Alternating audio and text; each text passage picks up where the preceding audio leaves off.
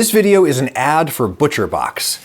Hey, let's make 4 gigantic, hearty meals out of 2 cheap meats, using every bit of them, because eliminating waste is the first step toward less expensive and more responsible meat eating.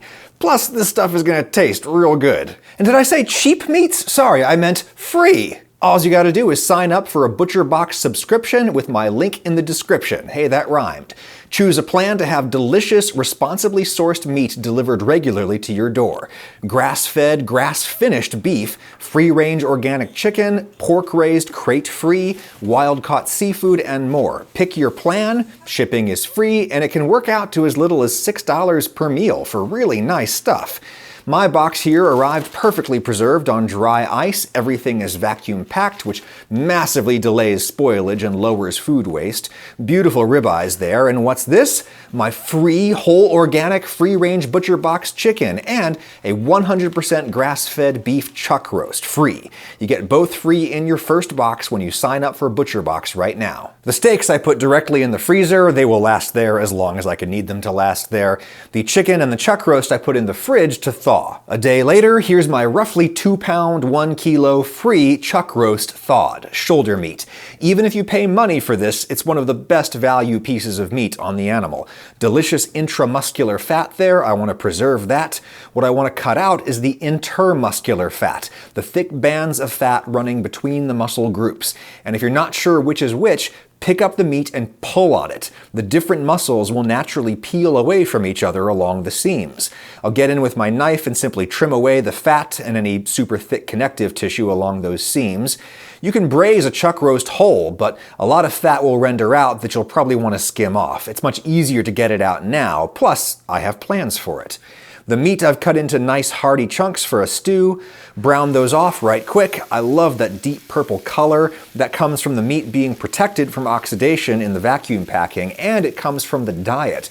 ButcherBox deals in beef that is 100% grass-fed. Lots of cattle eat grass for part of their life, but then they're moved to concentrated feedlots where they fatten up on grain. ButcherBox cattle are grass-fed, grass-finished. I've got some sliced green onions in there, give them a second to get some brown flavor, and then I'll just deglaze with enough plain water to almost cover the meat. And a bit of soy sauce to start with. Soy sauce is really salty, which is why I did not season the meat directly. And then I'm going to do a big spoonful of gochujang, Korean fermented chili paste. That's really all the flavor you could need, plus it'll thicken our final sauce. I'll throw in some carrots and just let this simmer covered for a couple hours. When the meat is just starting to go soft, I'll uncover so that by the time the meat is fall apart perfect, the sauce will have reduced down to a nice thick glaze. Add more soy sauce if it's not salty enough, a little squeeze of lime juice to freshen it up, and 1 little spoonful of sugar isn't going to kill anyone. I've got some rice over here, do the little bowl trick, and there you go. Some cilantro on the side, and you've got a Korean-inspired beef stew that'll feed the whole family. The intramuscular fat in the chuck just makes it so soft and juicy when braised. Plus, it's ButcherBox beef, so it's humanely raised, no antibiotics, no exogenous hormones. So that was meal number 1. What about the fat that we cut out? While my beef was braising, I put those trimmings into a little pot with some water. It doesn't matter how much because we're going to boil it all out. The water just cooks everything gently and lets the fat render out without burning. After a couple hours, I'll uncover that, let the remaining water just boil away. When the solids start to sizzle, that means I'm frying them. That means the water is gone. I'll simply strain out that fat. Look at that beautiful yellow color. That's generally from beta-carotenes that cattle get in a forage-based diet. Great source of omega-3s for you as well.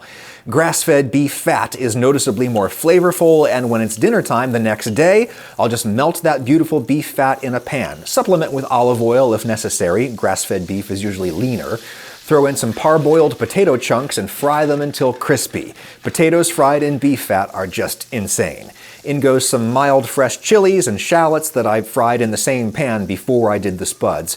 Just let them reheat, throw all that on some plates, then I'll fry 1 egg per person. I want an egg that's crispy and brown on the bottom with a nice runny yolk. To get that, you want pretty aggressive heat. The white should flutter. Baste the tops with hot fat to get them cooked, and then slide that egg right onto those potatoes and peppers. What, you say there's no beef in this beef recipe? Of course there is. Taste it and you'll know. 2 big meals from one chuck roast you can get free right now when you sign up for a subscription to ButcherBox with my link in the description. Now, how about that chicken? For my ButcherBox bird, I'm going to cut up a massive pile of vegetables. Anything you want, but I'd recommend having some form of onion in the mix. I've got leeks. Love leeks, but there's mud between the layers. Once bisected, you can rinse them out in the sink. I'm going to save those fibrous green tops for a thing and slice up the rest into a big bowl where all the veg will go. I've got some carrots, I got a zucchini, I got the other half of that bag of potatoes I cooked yesterday, and to really bulk it out, I've got a whole cauliflower. Lastly, I'll peel and roughly chop some garlic. I'm going to mix up all of those veggies, leave half of them in a roasting pan, and save the other half for a thing. Here is my free, organic, free-range chicken raised with the highest level of certification from the Global Animal Partnership, GAP3 certified. Pull out the giblets and save those for a thing. I'll grab my kitchen shears and spatchcock the chicken. Simply snip out the spine. There's no good meat on the backbone. It's better for the thing I'm gonna save it for. And when you can smash the chicken out flat like this, the dark meat is more exposed and it will cook faster than the white meat in the center, which is exactly how you want to cook chicken. I'm gonna season the meat and the vegetables with salt and pepper and dried herbs, and I'm gonna rub everything down with melted butter. Plop the chicken on the veg, roast at 400 Fahrenheit, 200 C for about an hour until the white meat hits 160 Fahrenheit, 71 C, or a little less if you don't need to be super cautious. It'll probably come up to the instantly bacteria-killing temperature of 165 as it rests. When I can handle it, I'll cut it in half down the middle, cut off those leg quarters and separate those. Whole breasts are so big I like to cut them in half straight through the bone. Pile on those gorgeous vegetables roasted in chicken drippings. Nothing is wasted. Pile on some meat and enjoy. Oh, and a little lemon for squeezing is awesome. And for our fourth and final meal with our free ButcherBox meats, so we ate that roast chicken. Here's all the roasted bones that were left. Here's the raw spine we cut out, and the neck, and the giblets, and the greens from the leeks. Just cover that with water and simmer at least a couple hours. When the bones are brittle, you know that you've extracted out all the collagen and other goodness. Fish out the solids and discard. Now I'll throw in the other half of that bowl of vegetables from before. Any bits of roast chicken meat that we didn't eat before. If you want any kind of dried pasta or noodle in your soup, be conservative, just a handful. Put in too much, it'll swell up and absorb all of your broth. A few pinches of salt to start with. We can add some more to taste at the end. You don't have to, but a little white wine really spruces up almost any soup broth. A half an hour of simmering max, and it's time to eat. Adjust seasoning to taste, maybe throw in some fresh parsley, and that is how you get everything a single chicken has to provide. That's 4 nights of eating like kings from 2 meats that you can get free right now when you sign up for a ButcherBox subscription. My link is in the description. Better tasting, responsibly produced meat and seafood delivered to your door on the regular. ButcherBox is a certified B Corp, meaning they're not just about profit, they also exist to do good in the world. Order your first box and don't waste a gram of what's inside. Thanks to ButcherBox for sponsoring this video and thereby supporting all of the content that you enjoy here on the Adam Ragusea channel.